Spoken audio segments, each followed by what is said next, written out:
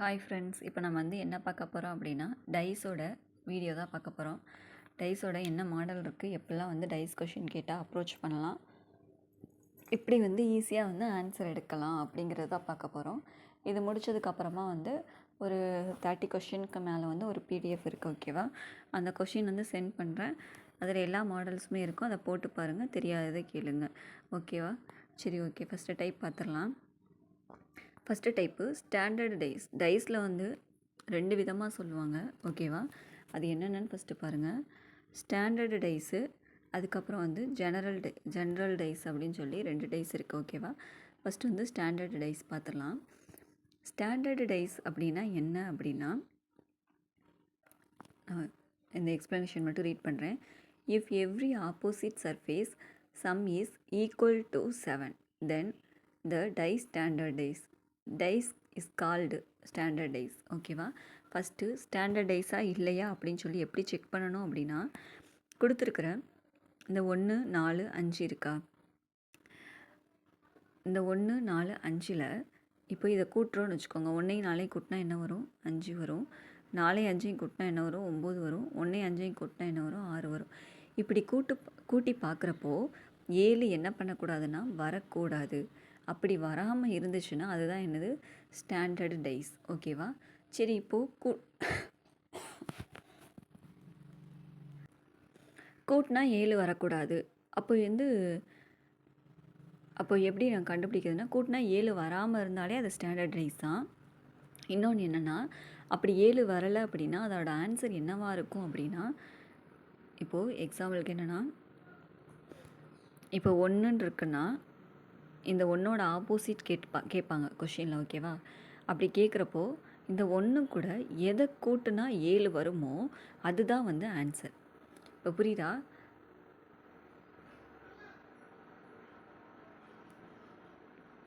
அதாவது same side கூட்டுறப்ப 7 வரக்கூடாது, ஆப்போசிட்டை கூட்டினா 7 வரணும்.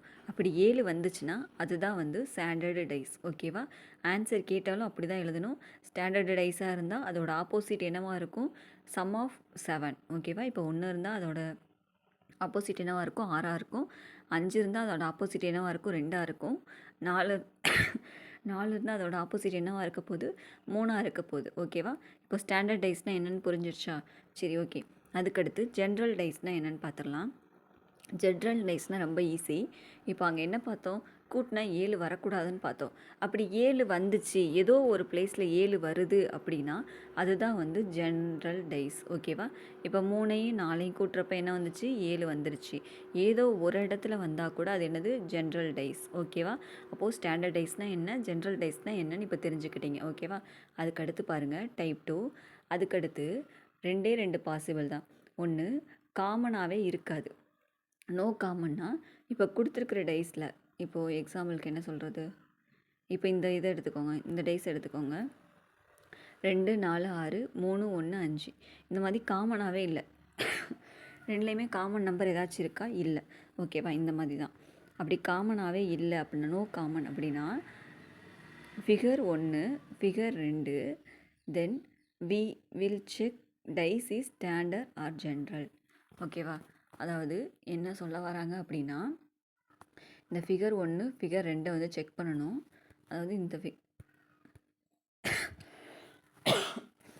ஃபிகர் 1 இல்லைனா இந்த ஃபிகர் 2 செக் பண்ணணும். இது ஸ்டாண்டர்டாக ஜென்ரலான்னு செக் பண்ணணும். ஓகேவா? இப்போ கூட்டினா எதுனாச்சும் 7 வருதான்னு பாருங்கள். இந்த டைஸ்னால் இதுக்குள்ளே தான் செக் பண்ணணும், இந்த டைஸ்னால் இதுக்குள்ளே தான் செக் பண்ணணும். ஓகேவா? இப்போ கூட்டி பாருங்கள். 4ஐயும் 2ஐயும் கூட்டினா என்ன வரும்? 6 வரும். ஓகே, அப்போ ஸ்டாண்டர்டு. அதாவது ஜென்ரல் கிடையாது.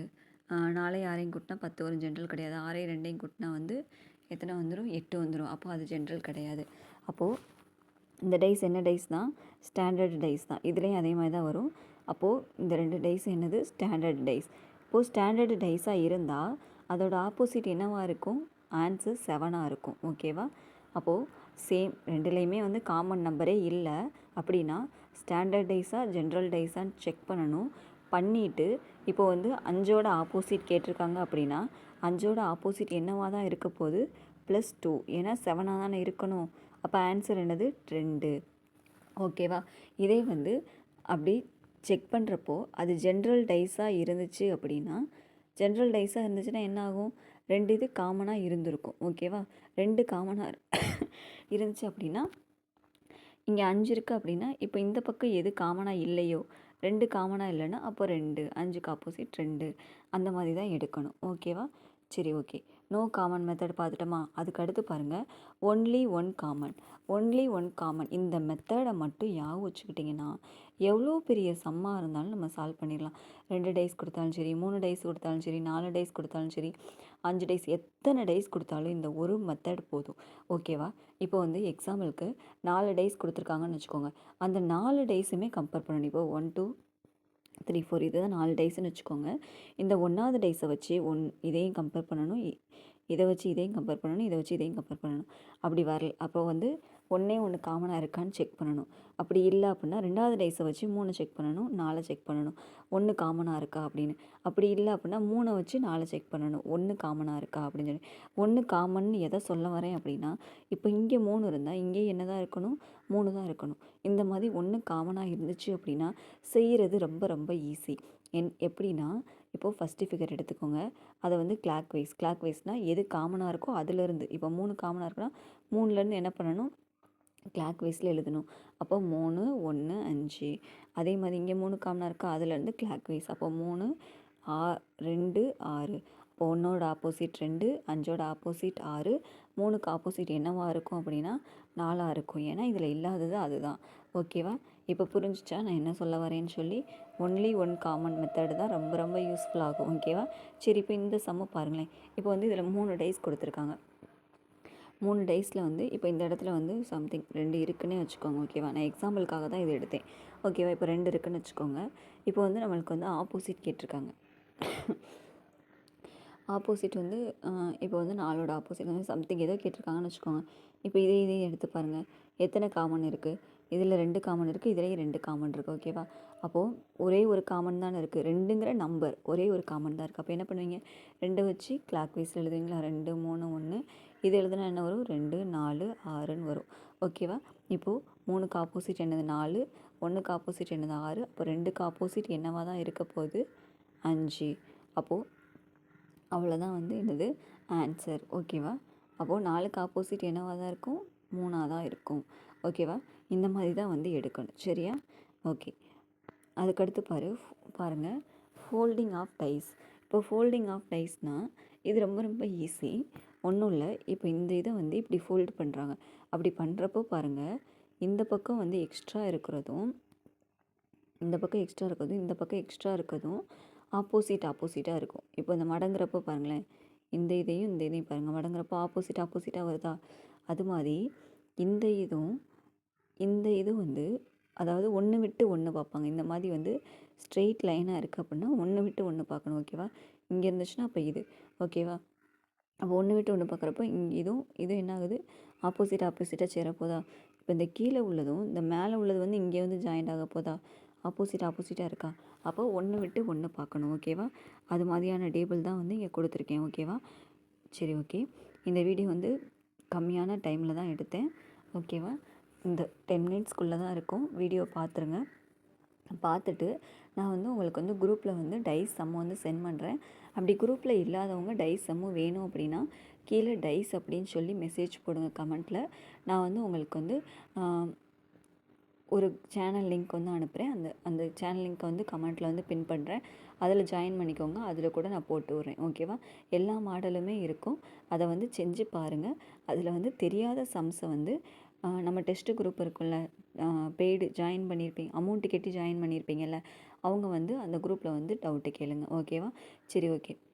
இன்னொன்று என்ன அப்படின்னா, இப்போ வந்து சாப்டர் வைஸ் தனியாக டெஸ்ட்டு போயிட்டுருக்கு, ஃபுல் டெஸ்ட் தனியாக போயிட்டுருக்கு. ரெண்டையும் கம்பைன் பண்ணி வர குரூப் 4க்காகவும் குரூப் 4 சேர்த்து, அதுக்கப்புறம் நடுவில் என்ன வருதுன்னா என்டிபிசி வேறு வருது, குரூப் டி வேறு வருது. ஓகேவா? குரூப் டி வந்து இன்னும் அனௌன்ஸ் பண்ணலை. சப்போஸ் பண்ணாலும் பண்ணிடுவாங்க. ஓகேவா? ஏன்னா கேஸ் போயிட்டுருக்கு, அதோட ரிசல்ட் ஜட்ஜ்மெண்ட் இன்னும் வரல. குரூப் 4க்காகவும் அதுக்கடுத்து என்னென்னா என்டிபிசிக்காகவும் ரெண்டையும் சேர்த்து ஒரு 30 to 35 டெஸ்ட்டுக்கிட்ட அது வரும். நான் வந்து ஷெட்யூல் வந்து உங்களுக்கு அனௌன்ஸ் பண்ணுறேன். ஓகேவா? என்ன சொல்கிறது, இப்போது குரூப் 4 எடுத்துக்கிட்டாலும் சரி, குரூப் 2A அதுக்கு அடுத்து வர எந்த எக்ஸாமாக எடுத்துக்கிட்டாலும் சரி, உங்களுக்கு எவ்வளோ ரீசனிங் இருக்க போகுது, கண்டிப்பாக 7 to 8 கொஷின் என்ன தான் இருக்க போகுது, ரீசனிங் தான் இருக்க போகுது. இப்போ இருந்து ப்ராப்பராக நீங்கள் டெஸ்ட்டு போட்டு கற்றுக்கிட்டீங்க அப்படின்னா என்னென்ன மாடல்ஸ் இருக்குதுன்னு தெரிஞ்சிடும். டெஸ்ட்டு ஸ்பீடு வந்துடும். ஒரு கொஷினை பார்த்து பயம் இருக்காது. ஓகேவா? சரி, ஓகே. தேங்க்யூ ஃபார் வாட்சிங்.